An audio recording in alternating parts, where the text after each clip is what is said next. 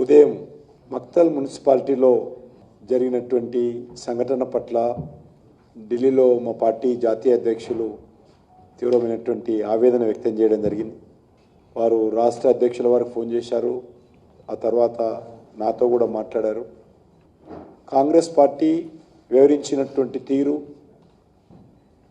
రాష్ట్ర ప్రభుత్వం స్పందించినటువంటి విధానం ఏదైతే ఉన్నదో చాలా దుర్మార్గంగా ఒక మక్తలే కాదు, తెలంగాణ వ్యాప్తంగా మా రాష్ట్ర అధ్యక్షుల వారు చెప్పినట్టు దుర్మార్గంగా వివరించడం జరిగింది.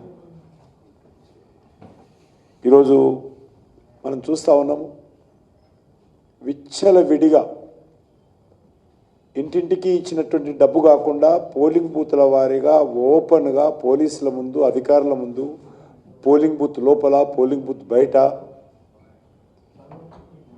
మా పార్టీ తరఫున మేము పోలింగ్ బూత్ ఆఫీసర్ కానీ పోలీస్ అధికారులకు కానీ ఎవరికి కంప్లైంట్ చేసినా రాష్ట్ర ఎన్నికల కమిషన్ నుంచి కానీ పోలీస్ నుంచి కానీ ఏ రకమైనటువంటి స్పందన లేదు. అసలు స్టేట్ ఎలక్షన్ కమిషన్ అనేది ఉన్నదా? వాళ్ళు రూపకల్పన చేసినటువంటి విధి విధానాలు అమలు చేస్తున్నారా? అటువంటిది లేదు. ఎందుకంటే కాంగ్రెస్ పార్టీ ప్రభుత్వము, బీఆర్ఎస్ పార్టీ లేదా కాంగ్రెస్ పార్టీ బీఆర్ఎస్ పార్టీ రెండు కూడా డబ్బులను నమ్ముకున్నారు. డబ్బులను నమ్ముకొని ఎలక్షన్స్లో వివరించిన విషయాన్ని మనం చేస్తూ ఉన్నాను.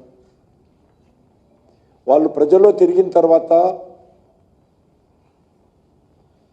కాంగ్రెస్ పార్టీ పట్ల వ్యతిరేకత, బీఆర్ఎస్ పార్టీ పట్ల స్పందన లేకపోవడము, ఈరోజు వాళ్ళు డబ్బును నమ్ముకొని మరి ఈరోజు చాలా దుర్మార్గంగా వివరించారు. భవిష్యత్తులో ఎవరైనా ప్రతిపక్ష పార్టీలకు సంబంధించి సేవాభావనతో రాజకీయాలకు వచ్చే పరిస్థితి లేదు. కౌన్సిలర్ ఎలక్షన్స్లో కూడా ఓటుకి 20,000, 10,000, 5,000, 3,000 ఇస్తే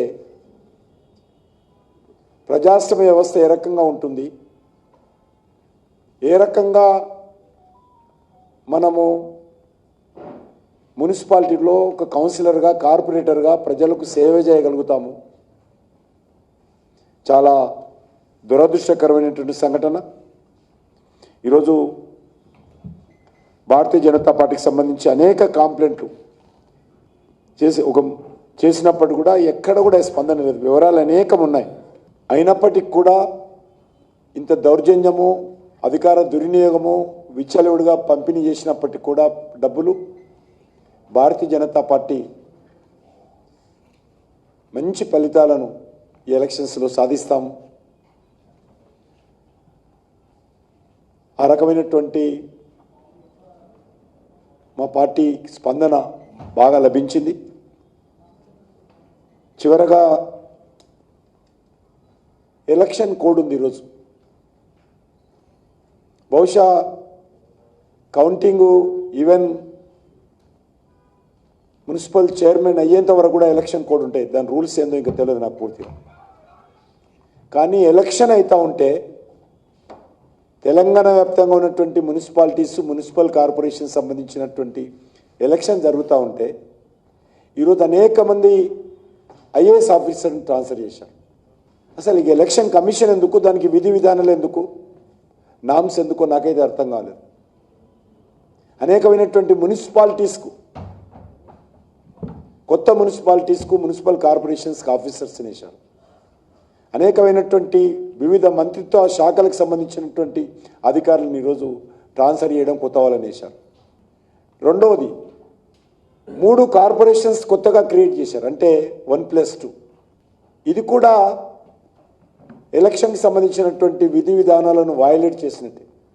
ఈరోజు అనేకమైనటువంటి మున్సిపాలిటీలను మేము తిరుగుతున్నప్పుడు, ఎన్నికల ప్రచారంలో తిరుగుతున్నప్పుడు ఐసోలేటెడ్ విలేజెస్, మున్సిపల్ హెడ్ క్వార్టర్గా చాలా దూరం ఉన్నటువంటి గ్రామాలను కూడా ఈరోజు మున్సిపాలిటీలో కలిపారు.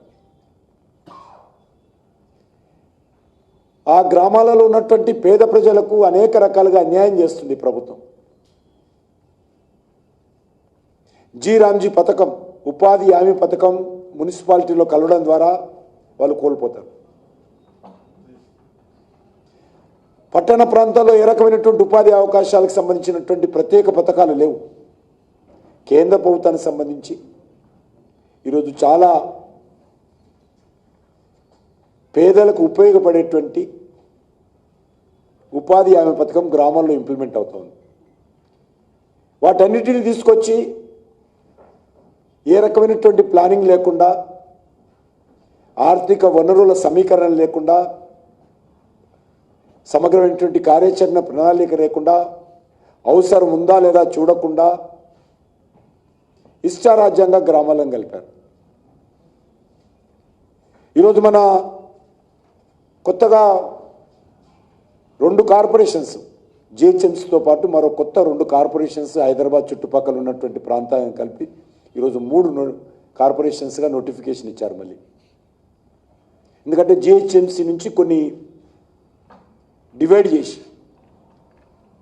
గతంలో ఉన్నటువంటి జిహెచ్ఎంసీకి సంబంధించినటువంటి కొన్ని డివిజన్స్ను విభజించి 3 కార్పొరేషన్స్గా డివైడ్ చేయడం జరిగింది. ఇది 2007లో ఇక్కడ జిహెచ్ఎంసీ ఏర్పడింది, greater municipal corporation of Hyderabad. 650 square kilometres ఉన్నటువంటి జిహెచ్ఎంసీ ఈ 3 కార్పొరేషన్స్ కలిపితే 2053 స్క్వేర్ కిలోమీటర్స్గా పెంచడం జరిగింది. వాళ్ళు ఎంతసేపు ఈ కార్పొరేషన్స్ పెంచుకుందాము అనేటువంటి ఆలోచనే తప్ప కార్పొరేషన్లో ఏ రకంగా మౌలిక వసతులు కలుపుతామనేటువంటి ప్లానింగ్ లేదు ఈ ప్రభుత్వానికి. ఇది కోర్ ఏరియాకి సంబంధించినటువంటి ప్రాంతాలలో ఈరోజు రోడ్లు పాడైపోయి డ్రైనేజ్ ఓవర్ఫ్లో అవుతుంది. జూబ్లీహిల్స్ లాంటి ప్రాంతంలో మీరు ఎలక్షన్లో మనం తిరుగుంటారు, ఎంత భయంకరంగా రోడ్డు డ్రైనేజ్ ఓవర్ఫ్లో అవుతుంది. వర్షం వస్తే కాలు తీసి కాలు పెట్టినటువంటి పరిస్థితుల్లో ఈరోజు కోర్ ఏరియా ఉంటే దాన్ని 650 స్క్వేర్ కిలోమీటర్స్ నుంచి తీసుకెళ్ళి 2053 స్క్వేర్ కిలోమీటర్స్గా మీరు మారిస్తే అర్థం పర్థం లేకుండా కనీసము 10 మందితో చర్చిద్దాము, ప్రజాభిప్రాయ సేకరణ చేద్దాము, ప్రజలకు మేలు జరిగే విధంగా చర్యలు తీసుకుందాము. ఇందులో రాజకీయాలు లేవు. అది కూడా రాజకీయాలు లేనప్పుడు కొద్దిగా చర్చించి చేస్తే బాగుండేది, కానీ అది కూడా చేయలేదు ఎక్కడ కూడా. అంతేకాదు డివిజన్స్ ఈరోజు ఏర్పాటు చేశారు. ఒక డివిజను 1/2 స్క్వేర్ కిలోమీటర్ ఉంటే ఒక డివిజను ఈరోజు హైదరాబాద్లో ఒకటి 80 స్క్వేర్ కిలోమీటర్స్ ఉంది. 1/2 స్క్వేర్ కిలోమీటర్స్ నుంచి 80 స్క్వేర్ మీటర్స్కి ఒక్కొక్క డివిజన్ తేడా ఉంది. ఇంత సంబంధం లేకుండా డివిజన్స్ 300 డివిజన్స్ ఏర్పాటు చేసి దాన్ని మరి ఈరోజు విభజించడం జరిగింది.